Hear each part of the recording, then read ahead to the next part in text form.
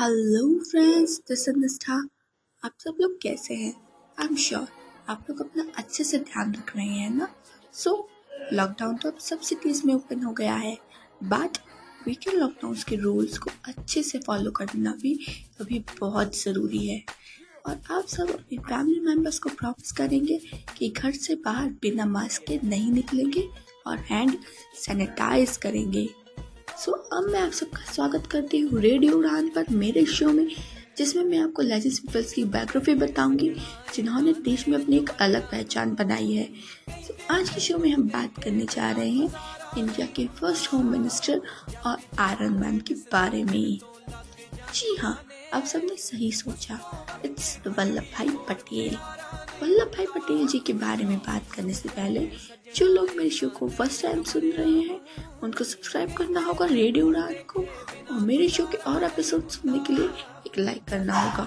और जो लोग पहले से मुझे सुनते आ रहे हैं उनको थैंक यू सो मच मुझे सपोर्ट करने के लिए। सरदार वल्लभ भाई पटेल इंडिया के फ्रीडम फाइटर थे। इंडिया के इंडिपेंडेंस के बाद वह फर्स्ट होम मिनिस्टर और वाइस प्राइम मिनिस्टर बने। बारडोली सत्याग्रह की लीडरशिप कर रहे पटेल को सत्याग्रह में सक्सेस पर वहां की लेडीज ने सरदार की उपाधि से नवाजा। आज़ादी के बाद विभिन्न रियासतों में बिखरे भारत के भू राजनीतिक एकीकरण में केंद्रीय भूमिका निभाने के लिए पटेल को भारत का अविस्मारक और लौह पुरुष आयरन मैन भी कहा जाता है। आरंभिक जीवन मतलब अर्लियर लाइफ। इंडिया के the great iron man Sardar Vallabh भाई पटेल का जन्म 31 अक्टूबर 1875 को नांदेड़ गांव में हुआ था। उनके फादर छबीर भाई पटेल एक ऑर्डिनरी फार्मर और मदर लाड़बाई एक नॉर्मल लेडी थी। बचपन से ही पटेल बहुत हार्डवर्क करते थे और खेती में बचपन से ही पटेल अपने पिता की हेल्प करते थे और पेटलाद के NK हाई स्कूल में पढ़ते थे। उन्होंने 1896 में अपनी हाई स्कूल का एग्ज़ाम क्लियर किया। स्कूल टाइम से ही वह बहुत इंटेलिजेंट और स्कॉलर थे। घर की फाइनेंशियल कंडीशन कमज़ोर होने के बावजूद उनके फादर ने उन्हें कॉलेज भेजने का डिसीजन लिया, बट वल्लभ भाई ने कॉलेज जाने से साफ साफ इनकार कर दिया था। इसके बाद ऑलमोस्ट 3 इयर्स तक वल्लभ भाई पटेल घर पर ही थे और कठिन मेहनत करके जिले के नेता की परीक्षा पास करने के लिए तैयारी कर रहे थे और वह एग्ज़ाम उन्होंने अच्छे मार्क्स से पास किया। बाद में उन्होंने बड़ी मेहनत से बैरिस्टर की उपाधि प्राप्त की और साथ ही साथ देश सेवा के काम में भी लगे रहे। वल्लभ भाई पटेल एक इंडियन बैरिस्टर और पॉलिटिकल लीडर थे और भारतीय राष्ट्रीय कांग्रेस के मुख्य नेताओं में से एक थे और साथ ही साथ भारतीय गणराज्य के संस्थापक जनकों में से भी एक थे। वे एक सोशल वर्कर थे जिन्होंने देश की आज़ादी के लिए बहुत स्ट्रगल किया था और देश की को एकता के सूत्रों में बांधने में उन्होंने काफ़ी कंट्रीब्यूशन दिया था। उन्होंने इंडिया को एकता के सूत्र में बांधने और आज़ाद बनाने का ड्रीम देखा था। इंडिया और दूसरी जगहों पर वे सरदार के नाम से भी जाने जाते हैं। Political life. होम मिनिस्टर के रूप में सरदार पटेल पहले ऐसे पर्सन थे जिन्होंने भारतीय नागरिक सेवाओं का भारतीयकरण मतलब initiation of Indian civil services ICS कर इन्हें भारतीय प्रशासनिक सेवाएं means Indian administrative services IAS बनाया। सरदार वल्लभ भाई पटेल को उनकी डेथ के बाद ईयर 1991 में भारत के सर्वोच्च नागरिक सम्मान भारत रत्न से सम्मानित किया गया।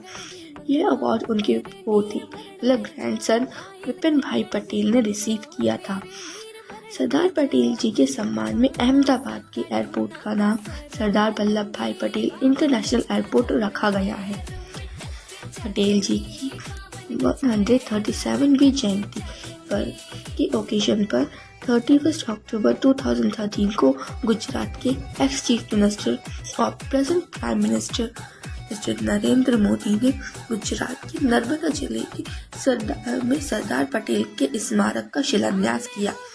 इसका नाम एकता की मूर्ति स्टैचू ऑफ यूनिटी रखा गया। सरदार पटेल की यादों को ताज़ा बनाए रखने के लिए अहमदाबाद के शाहीन बाग में सरदार वल्लभ भाई पटेल मेमोरियल सोसाइटी में सरदार वल्लभ भाई पटेल 3D म्यूजियम तैयार किया गया है। सरदार पटेल नवंबर 1917 में पहली बार गांधी जी से सीधे संपर्क में आए थे। 1918 में अहमदाबाद जिले में अकाल राहत का बहुत व्यवस्थित ढंग से प्रबंध किया गया। अहमदाबाद म्युनिसिपल बोर्ड से गुजरात सभा को अच्छी धनराशि मंजूर करवाई, जिससे इन्फ्लुएंजा जैसी महामारी से निपटने के लिए एक टेम्पररी हॉस्पिटल तैयार किया गया। 1918 में सरकार द्वारा अकाल प्रभावित खेड़ा जिले में वसूले जा रहे लैंड रेवेन्यू के अगेंस्ट नो टैक्स आंदोलन का सफल नेतृत्व कर वसूली को माफ करवाया। गुजरात सभा को 1919 में गुजरात सूबे की कांग्रेस कमेटी में कुछ चेंजेस करे, जिससे सेक्रेटरी सरदार पटेल और प्रेसिडेंट महात्मा गांधी बने। 1920 में असहयोग आंदोलन में सरदार पटेल ने स्वदेशी खादी धोती, कुर्ता और चप्पल अपनाए और विदेशी कपड़ों की होली जलाई। अहमदाबाद म्युनिसिपल इलेक्शन में पटेल जी ने सभी ओपन सीटों पर जीत दर्ज की। तिलक स्वराज फंड के लिए 10 लाख रुपीस कलेक्ट किए। केवल गुजरात में भारतीय राष्ट्रीय कांग्रेस के 3 लाख मेंबर बनाए। गांधी से मिलकर गुजरात विद्यापीठ स्थापित करने का निर्णय किया। 1921 में भारतीय राष्ट्रीय कांग्रेस के 36वें अहमदाबाद अधिवेशन की स्वागत समिति के प्रेसिडेंट बने। वे गुजरात प्रदेश कांग्रेस कमेटी के पहले अध्यक्ष बने। एक लॉयर के रूप में सरदार पटेल ने कमजोर केस को सटीकता से प्रेजेंट किया और पुलिस के गवाहों तथा अंग्रेजी जज को चैलेंज देकर एक स्पेशल प्लेस अर्न किया। 1908 में पटेल की पत्नी जावेदरा पटेल की मृत्यु हो गई। उस समय पटेल जी के 2 बच्चे थे, एक बेटा एक बेटी। इसके बाद उन्होंने विडोअर की लाइफ जी। वकालत के प्रोफेशन में सक्सेस गेन करने के लिए संलग्न में मेडिकल ट्रिपल के अध्ययन के लिए अगस्त 1910 में लंदन की यात्रा की। वहाँ उन्होंने मनोयोग से अध्ययन किया और फाइनल एग्जाम में उच्च प्रतिष्ठा के साथ उत्तीर्ण हुए। फरवरी 1913 में इंडिया लौटकर सरदार पटेल अहमदाबाद में बस गए और तेजी से प्रोग्रेस करते हुए अहमदाबाद अधिवक्ता बार में अपराध कानून के अग्रणी बैरिस्टर बन गए। गंभीर और शालीन पटेल अपने उच्च स्तरीय तौर तरीकों और चुस्त अंग्रेजी पहनावे के लिए जाने जाते थे।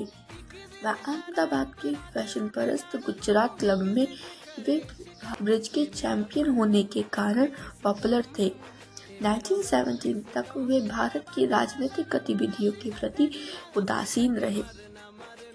सरदार पटेल भारतीय स्वतंत्रता संग्राम में कई बार जेल गए।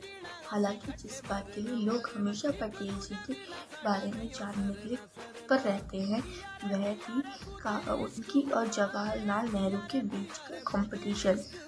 सभी यह बात जानते हैं कि 1939 के लाहौर अधिवेशन में सरदार पटेल ही गांधी जी के बाद दूसरे सबसे स्ट्रॉन्ग कंटेंडर थे, बट मुस्लिमों के प्रति सरदार पटेल के ड्रामा की वजह से गांधी जी ने उनसे उनका नाम वापस दिलवाया। 1945-46 में भारतीय राष्ट्रीय कांग्रेस के अध्यक्ष पद के लिए भी पटेल एक मेल कैंडिडेट थे, पर इस बार भी गांधी जी ने नेहरू प्रेम में उन्हें अध्यक्ष नहीं बनने दिया। बहुत से हिस्टोरियन इस बात को मानते हैं कि यदि सरदार पटेल को इंडिया का फर्स्ट प्राइम मिनिस्टर बनाया गया होता तो चीन और पाकिस्तान के युद्ध में भारत को पूर्ण विजय विक्ट्री मिलती, बट गांधी जी के जग जाहिर नेहरू प्रेम ने उन्हें प्राइम मिनिस्टर बनने से रोक दिया। न जाने कितनी बार गांधी जी ने अपने और जवाहरलाल नेहरू के बीच के प्रेम को सबसे ऊपर रखा और कई बार रॉन्ग डिसीजंस लिए।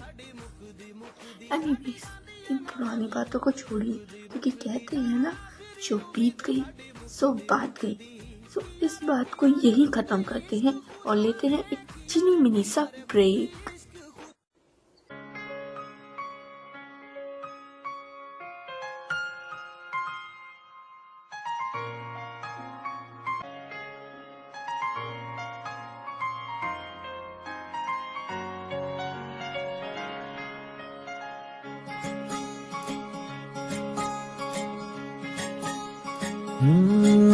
तू यूं ना जुदाइयों की हाय बातें किया कर, हम छोटे दिल वाले हैं डर जाएंगे। हम तुझ में इतना डूब गए जैसे मछली दरिया में, अरे बाहर अगर निकले तो मर जाएंगे। हम तुझ में इतना डूब गए जैसे मछली दरिया में, अरे बाहर अगर निकले तो मर जाएंगे। निभाई रस्मावे ओ तेनू कसमावे, तू मैनू छोड़ियो ना मेरे खसमावे। निभाई रस्मावे ओ तेनू कसमावे, तू मैनू छोड़ियो ना मेरे खसमावे।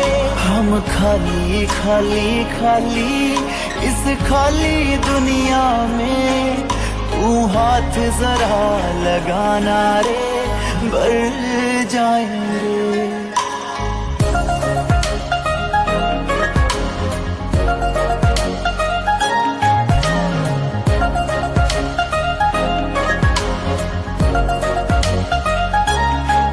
हम तुझ में इतना डूब गए जैसे मछली दरिया में, अरे बाहर अगर निकले तो मर जाएंगे। अरे बाहर अगर निकले तो मर जाएंगे। तुम्हें कभी जो मुझको छोड़कर फिर वापस आना होगा, मेरे घर का पता मेरे शहर का पागल खाना होगा। तुम्हें कभी जो मुझको छोड़कर फिर वापस आना होगा, मेरे घर का पता मेरे शहर का पागल खाना होगा। वो मेरे घर का पता मेरे शहर का पागल खाना होगा। ओ तेरे बिना ये दुनिया वाले ओ जानी, हाय पूछ पूछ तेरा हाल पागल कर जाएंगे। हम तुझ में इतना डूब गए जैसे मछली दरिया में, अरे बाहर अगर निकले तो मर जाएंगे। अरे बाहर अगर निकले तो मर जाएंगे।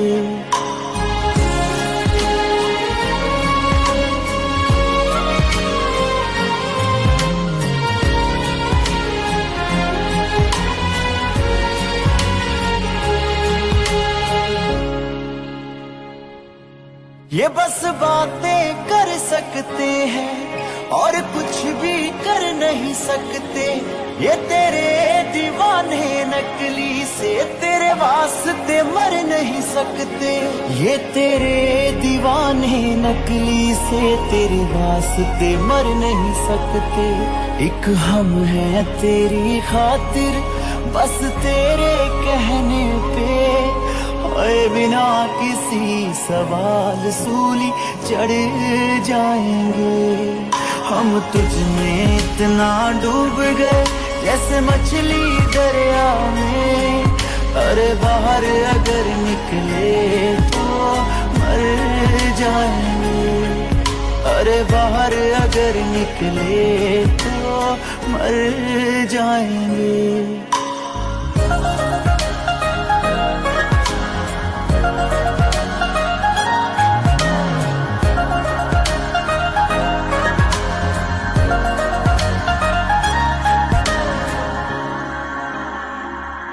के बाद आप सबका बहुत बहुत स्वागत करती हूँ। अब हम जानेंगे सरदार पटेल जी की गांधी जी के प्रति श्रद्धा के बारे में। महात्मा गांधी की हत्या से कुछ टाइम पहले उनसे प्राइवेटली बात करने वाले सरदार पटेल लास्ट पर्सन थे। उन्होंने सुरक्षा में चूक को होम मिनिस्टर होने के नाते अपनी गलती मानी। उनकी हत्या के सदमे से वो उबर नहीं पाए। गांधी जी की मृत्यु के 2 महीने के अंदर ही पटेल जी को दिल का दौरा पड़ा था। अब हम जानेंगे नेहरू जी और पटेल जी के संबंधों के बारे में। जवाहरलाल नेहरू कश्मीरी ब्राह्मण थे, जबकि सरदार पटेल गुजरात के कृषक समुदाय से ताल्लुकात रखते थे। दोनों ही गांधी जी के काफी क्लोज थे।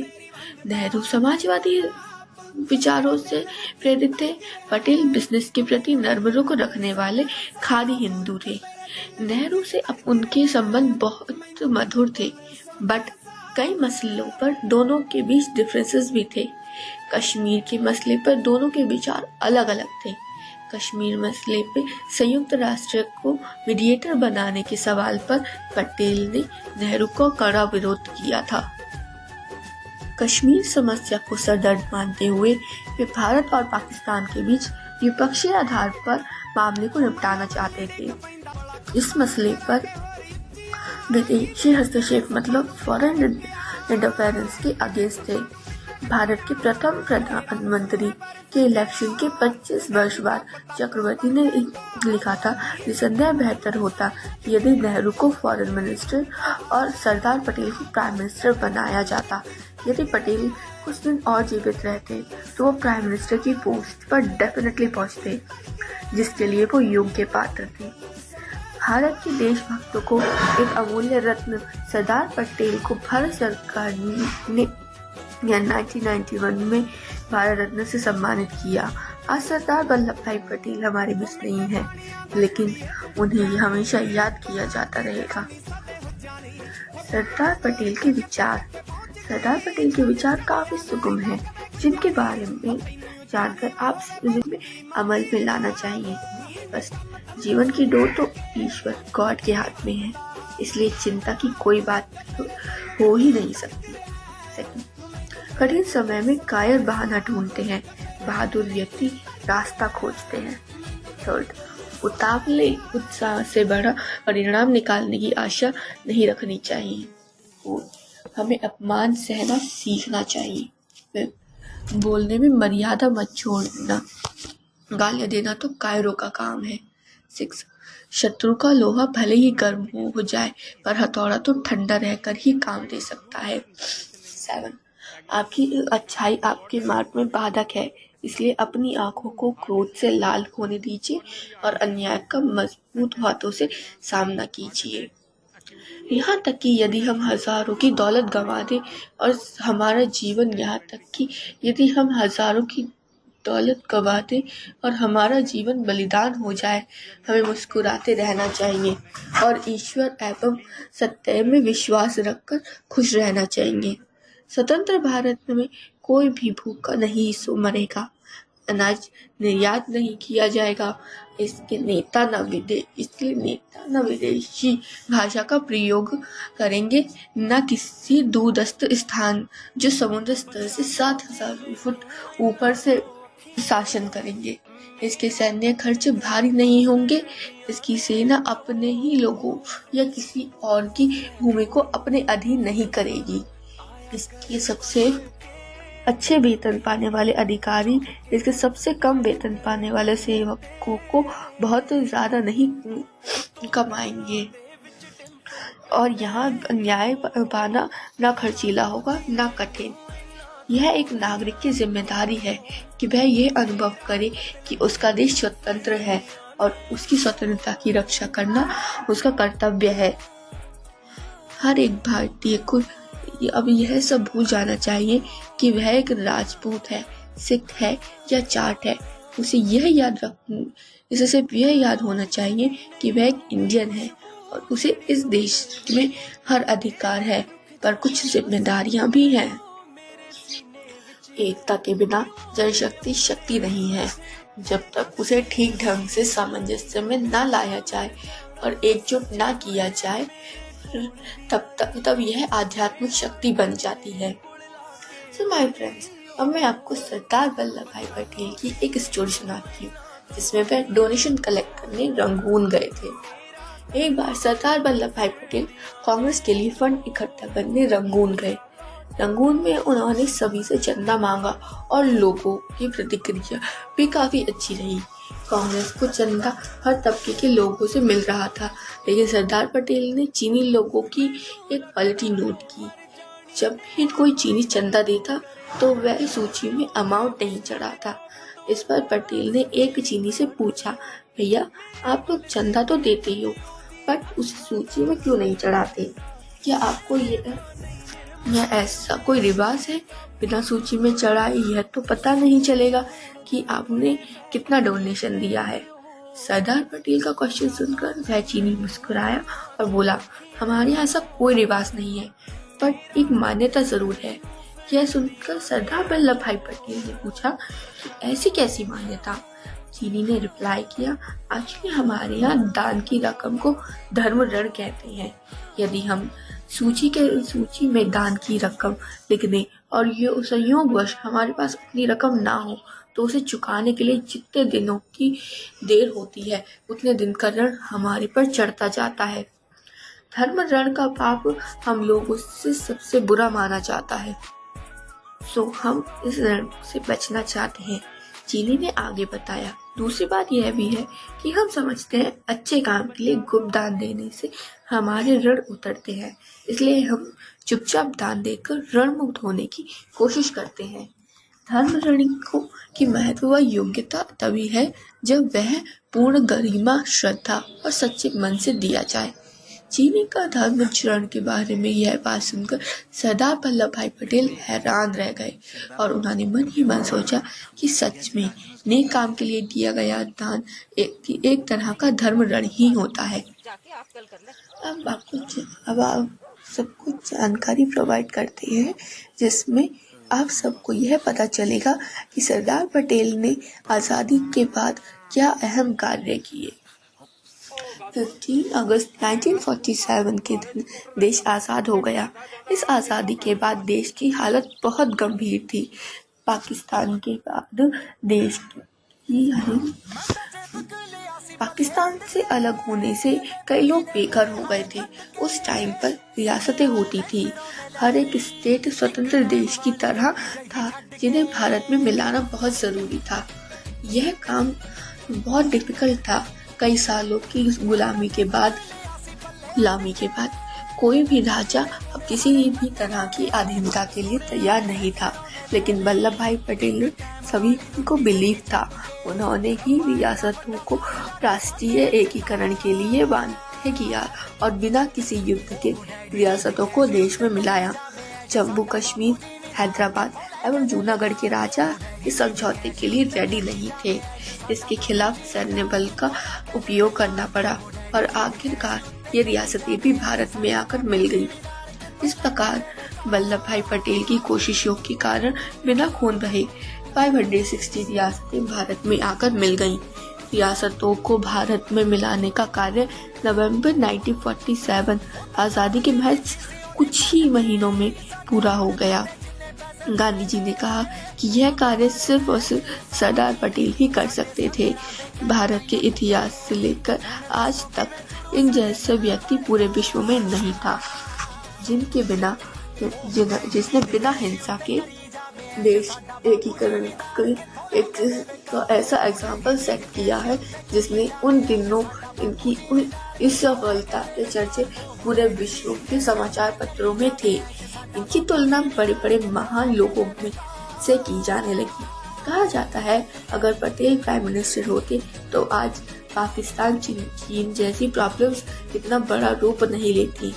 पटेल की सोच इतनी परिपक्व थी कि वे पत्र की भाषा पढ़कर ही सामने वाले के मन के भाव को समझ जाते थे। उन्होंने कई बार नेहरू को चीन के लिए वार्न किया, बट नेहरू ने कभी भी नहीं सुनी। इसका परिणाम भारत और चीन का युद्ध हुआ। सो फ्रेंड्स, बोर हुए क्या? मुझे लगता है हाँ। सो अब आपको बोर हो गए तो इसलिए लेते हैं एक ब्रेक, आपकी बोरियत मिटाने के लिए।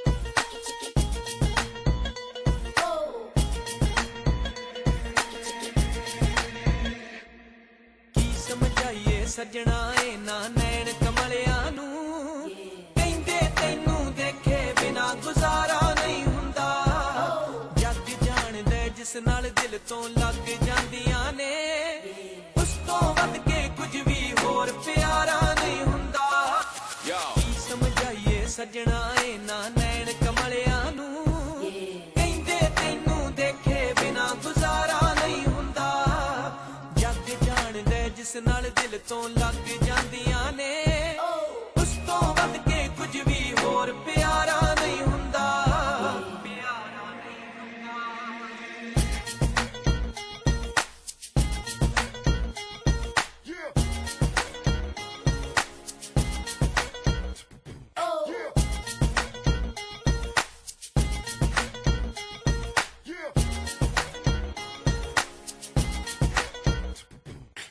इश्क कमाया डर दुनिया दा लाके मैं सजना तैनू लभ्या रब गवा के मैं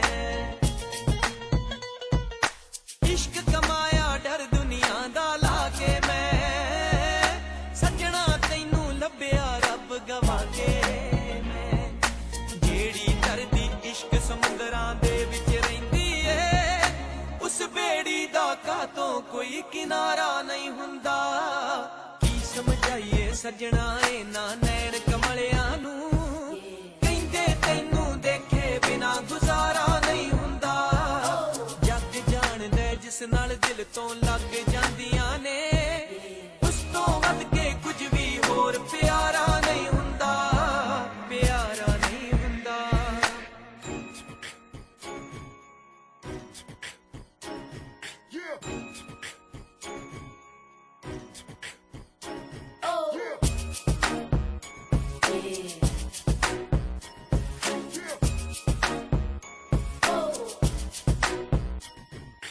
जिस पल मेरी तू ना दिसे निगाहां नू उसे वेले रोक लवे रब साहां नू जिस पल मेरी तू ना दिसे निगाहां नू उसे वेले रोक लवे रब साहां नू अखियां लाके निम्मिया नहीं कदे मुख नू मोड़ीदा इंज विछड़ियां दा फिर मेल दोबारा नहीं हुंदा की समझाइए सजना इना नैन कमलिया नू कहंदे तैनू देखे बिना गुजारा नहीं हुंदा जग जाणदे जिस नाल दिल तो लग जांदियां ने उस तो वध के कुछ भी होर प्यारा नहीं हुंदा प्यारा नहीं हुंदा वेलकम बैक माय फ्रेंड्स। बोरियत दूर हुई आपकी? तो फिर चलिए आगे बढ़ते हैं और सरदार पटेल से जुड़े कुछ फैक्ट्स के बारे में आपको बताते हैं। फर्स्ट, गांधी जी का इच्छा का सम्मान करते हुए सरदार पटेल ने प्राइम मिनिस्टर की पोस्ट की रेस के लिए खुद को दूर रखा और पंडित नेहरू का समर्थन किया। सेकंड, होम मिनिस्टर के रूप में सरदार पटेल की फर्स्ट प्रायोरिटी देशी रियासती मतलब राज्यों को भारत में मिलाना था। थर्ड, सरदार पटेल ने हैदराबाद के विलय के लिए ऑपरेशन पोलो चलाया था।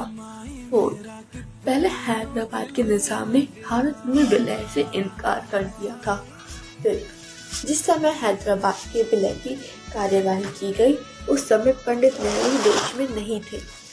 सिक्स, सरदार ने नवंबर 1950 में पंडित नेहरू को पत्र लिखकर भारत के उत्तर में चीन से संभावित खतरे के बारे में आगाह किया था। 7, 1909 में पटेल की धर्मपत्नी का हॉस्पिटल में एक ऑपरेशन के दौरान देहांत हो गया था। जब पटेल को यह इन्फॉर्मेशन मिली तब वह कोर्ट में क्रॉस एग्जामिनेशन कर रहे थे। इसके बाद भी उन्होंने अपना काम जारी रखा।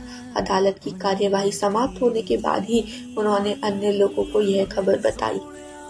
8, सरदार पटेल का महात्मा गांधी से बेहद लगाव था।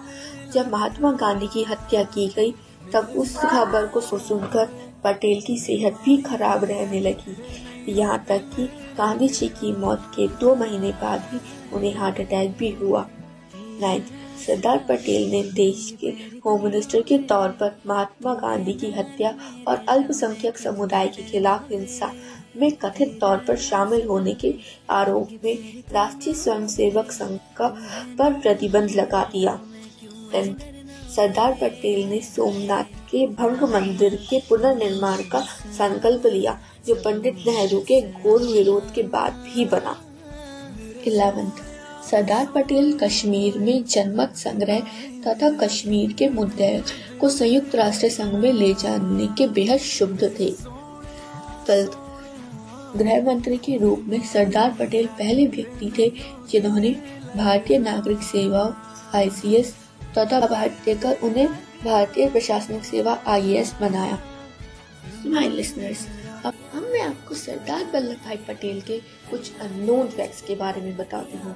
फर्स्ट, सरदार वल्लभ भाई पटेल का जन्मदिन 31 अक्टूबर को नहीं होता।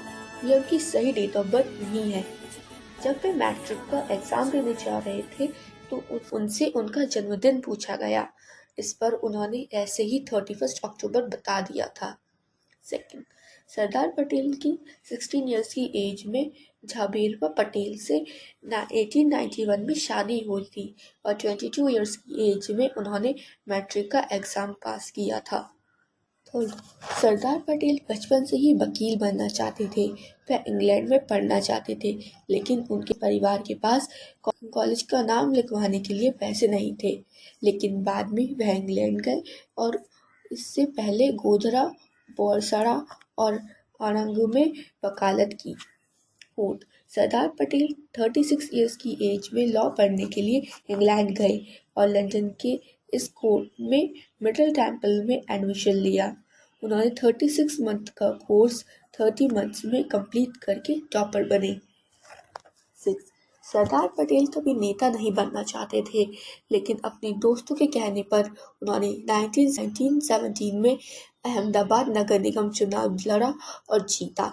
7, सरदार पटेल शुरुआती दिनों से महात्मा गांधी की विचारधारा को नहीं मानते थे, लेकिन जब गांधी जी ने किसानों के हक के लिए नील विद्रोह किया और सरदार पटेल उनसे प्रेरित हुए और 1917 में उनसे लगातार मुलाकात की।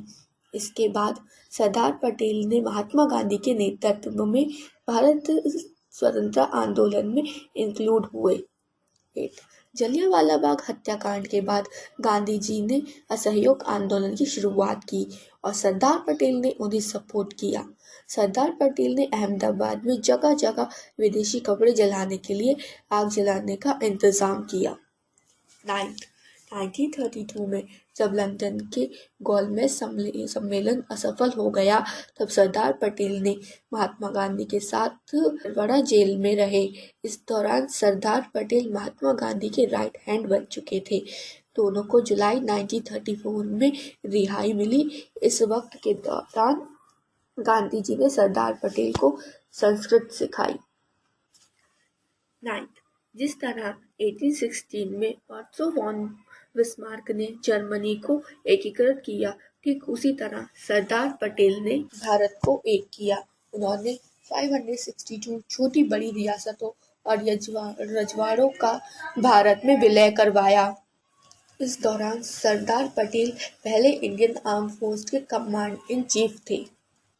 10, सरदार पटेल ने देश के लिए अतुलनीय योगदान दिया, लेकिन कई दशकों बाद उन्हें सन 1991 में देश के सर्वोच्च नागरिक सम्मान भारत रत्न से नवाजा गया। 11, यह 2014 में भारत सरकार ने देश में 31 अक्टूबर को नेशनल यूनिटी डे यानी राष्ट्रीय एकता दिवस मनाने की घोषणा की। इसके बाद से हर साल आज के दिन सेलिब्रेट किया जाता है। 12, यह 2018 में भारत के प्रधानमंत्री नरेंद्र मोदी ने सरदार पटेल के सम्मान में दुनिया की सबसे ऊंची स्टैचू का अनावरण किया। ये स्टैचू ब्रोंज से बनी हुई है और इसका डिजाइन पॉपुलर स्कल्पचर रामबी सुतार ने तैयार किया है। तो आज के शो का मैं यही एंड करती हूँ और आप सबसे फिर मिलूंगी नेक्स्ट वीक किसी और लेजेंड की बायोग्राफी के साथ। तब तक के लिए bye bye, stay safe, stay happy, and just keep smiling.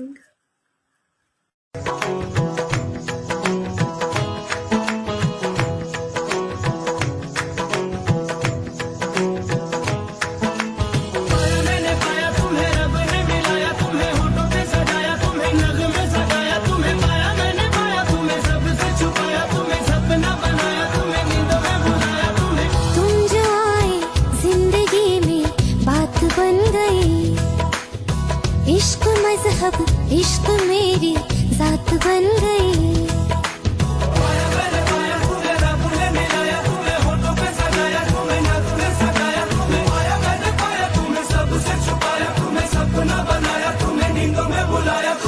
तुम जो आए जिंदगी में बात बन गई। सपने तेरी चाहतों के, सपने तेरी चाहतों के देखते हूँ अब गई। दिन है सोना और चांदी रात बन गई। हाँ तुम जो आए जिंदगी में बात बन गई।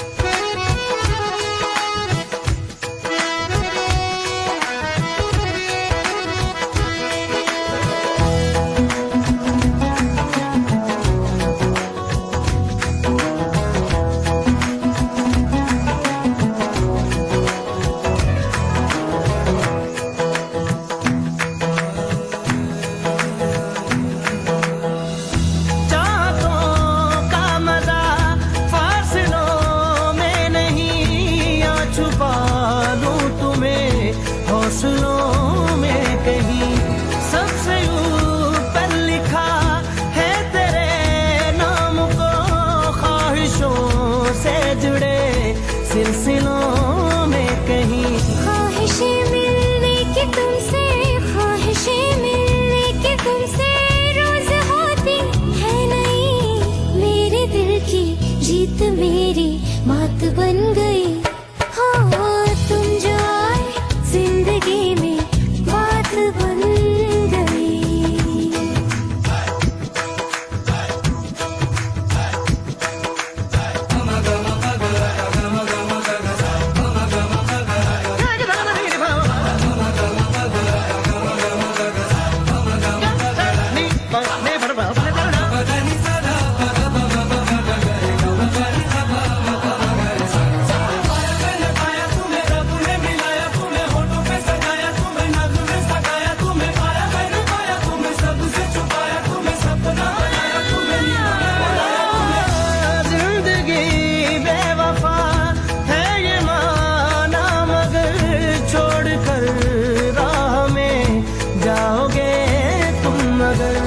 छीन लाऊंगा मैं आसमां से तुम्हें, सुना होगा न ये दो दिलों का नगर।